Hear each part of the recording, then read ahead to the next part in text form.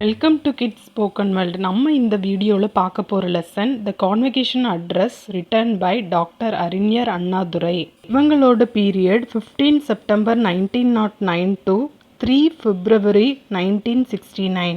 இவங்க தமிழ்நாடோட சீஃப் மினிஸ்டராக சர்வ் பண்ணியிருக்காங்க. எந்த பீரியட்லன்னா 1967 டு 1969. இவங்க ஒரு கிரேட் ஒரேட்டர்னா சிறந்த பேச்சாளர் அண்ட் கிரேட் ரைட்டர். இவங்க நிறைய நாவல்ஸ், ஷார்ட் ஸ்டோரிஸ், பிளேஸ்லாம் பப்ளிஷ் பண்ணியிருக்காங்க. இது எல்லாமே எது ரிலேட்டடாக இருக்கும்னா பொலிட்டிக்கல் அண்ட் சோஷியல் தீமோட எழுதியிருப்பாங்க. இவங்கள பீப்புள் எல்லாரும் எப்படி கூப்பிடுவாங்கன்னா அறிஞர் அண்ணா. இந்த லெசன் எதை பற்றி இருக்கும்னா, அதாவது அறிஞர் அண்ணா ஒரு யூனிவர்சிட்டிக்கு போயிருக்காங்க. அது அண்ணாமலை யூனிவர்சிட்டி. அந்த யூனிவர்சிட்டியில் அறிஞர் அண்ணா கான்வெகேஷன் அட்ரஸ் கொடுத்துருக்காங்க. அதாவது அங்கே பட்டமளிப்பு விழாவுக்கு போயிருக்காங்க. கான்வெகேஷனுக்கு அவங்க கான்வெகேஷன் அட்ரஸ், அதாவது பட்டமளிப்பு விழாவில் இவங்க ஒரு ஸ்பீச் கொடுத்துருக்காங்க. அந்த ஸ்பீச் தான் இந்த லெசனில் கொடுத்துருக்காங்க. இந்த கான்வெகேஷன் நடந்த டேட் என்னன்னா நவம்பர் 18, 1967. நம்ம இப்போ அறிஞர் அண்ணா அப்படி என்ன ஸ்பீச் கொடுத்தாங்கன்னு சொல்லிட்டு லெசனுக்குள்ளே போய் தெரிஞ்சுக்கலாம் வாங்க.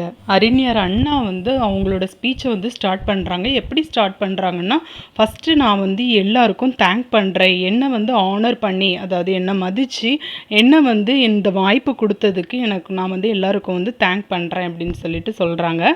நான் உங்கள் முன்னாடி கான்வெகேஷன் அட்ரஸ் கொடுக்கறதுக்காக நின்றுட்டுருக்கேன். இந்த ஹாப்பியான அக்கேஷனில் நானும் ரொம்ப ஹாப்பியாக ஃபீல் பண்ணுறேன். அதுவும் அந்த கிராஜுவேட்ஸ்க்கு எல்லாத்துக்குமே நான் க்ரீட் பண்ணுறேன், வாழ்த்துக்களை தெரிவிச்சுக்கிறேன். உங்களுக்கு நல்ல பிரைட்டான அண்ட் ப்ராஸ்பரஸ்னால் நல்ல வளர்ச்சியான ஒரு ஃப்யூச்சர் கிடைக்கிறதுக்காக உங்களை விஷ் பண்ணுறேன்னு சொல்லிட்டு விஷ் பண்ணுறாங்க. நான் உங்களுக்கு சில கைட்லைன்ஸ், அதாவது சில வழிமுறைகளை சொல்லணும்னு ஆசைப்படுறேன். ஆனால் அது அவ்வளோ ஈஸி இல்லை.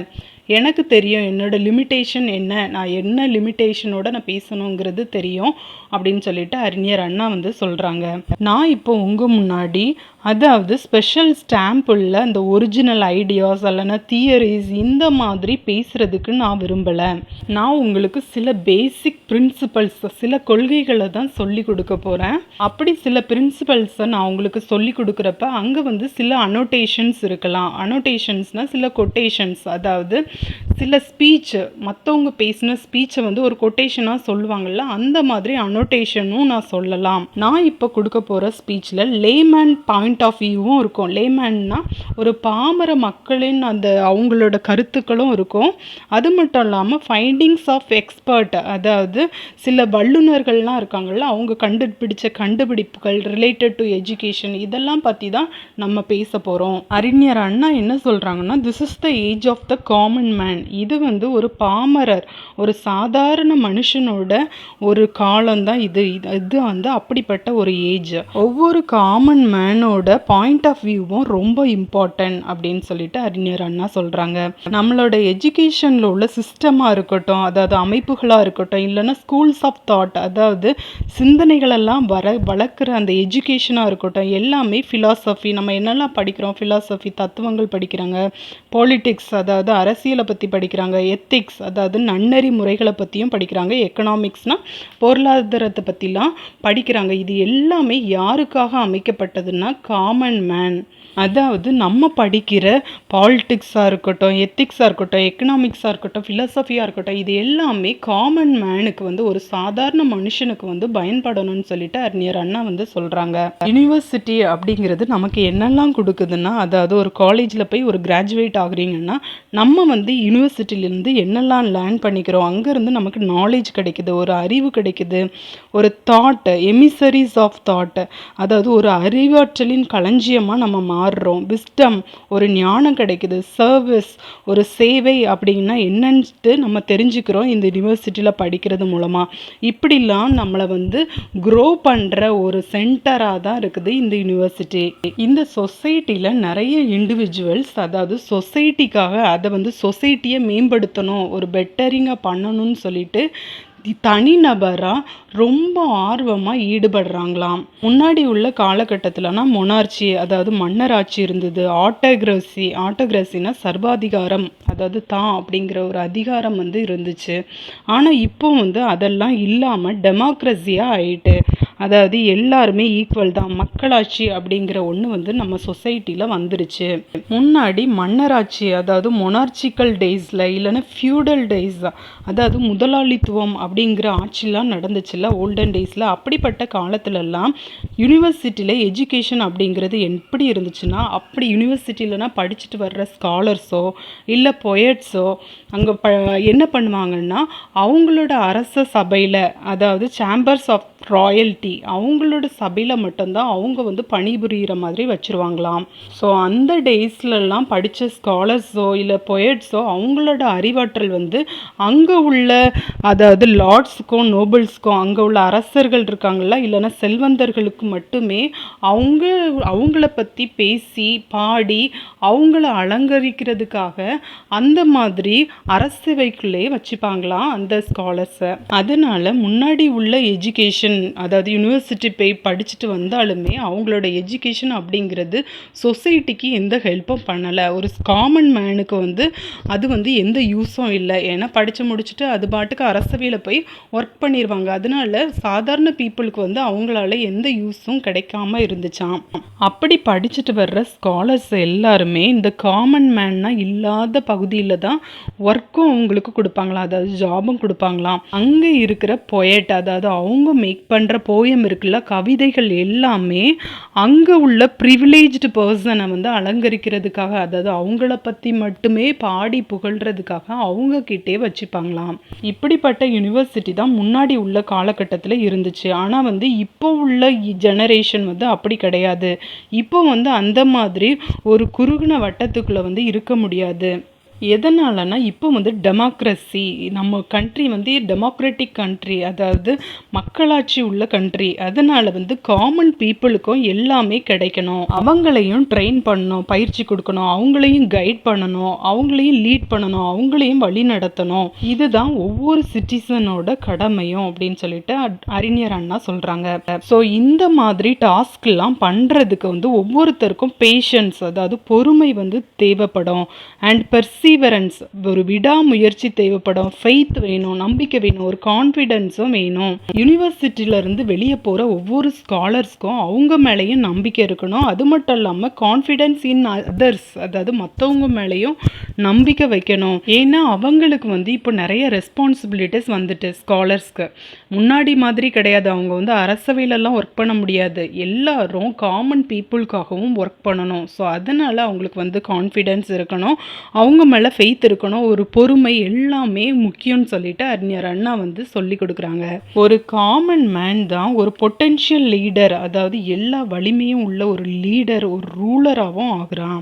இந்த யூனிவர்சிட்டியோட கடமை பொறுப்பு அப்படின்னா என்னென்னா, ஒவ்வொரு சிட்டிசனையும் இந்த டெமோக்ராட்டிக் வேர்ல்டில் வந்து நல்லா ஃப்ரூட்ஃபுல்லாக, நல்லா எஃபெக்டிவாக, நல்லா எக்யூப்டாக செயல்படுறதுக்கு வந்து அவங்கள மேம்படுத்துறது மட்டும்தான் இந்த யூனிவர்சிட்டியோட கடமைன்னு சொல்லிட்டு சொல்கிறாங்க.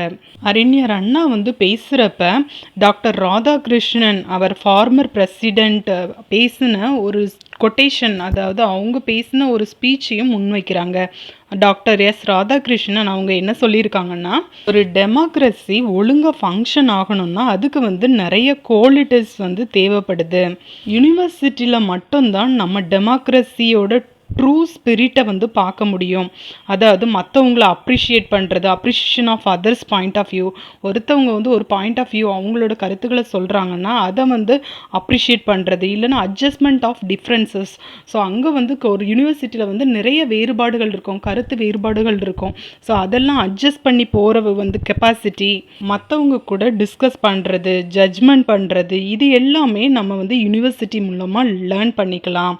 And recall the struggles of the past. So யூனிவர்சிட்டியில் வந்து நம்ம வந்து பாஸ்டில் வந்து என்னென்ன கஷ்டங்கள்லாம் நடந்துச்சுன்னு சொல்லிட்டு நம்ம படிப்போம்.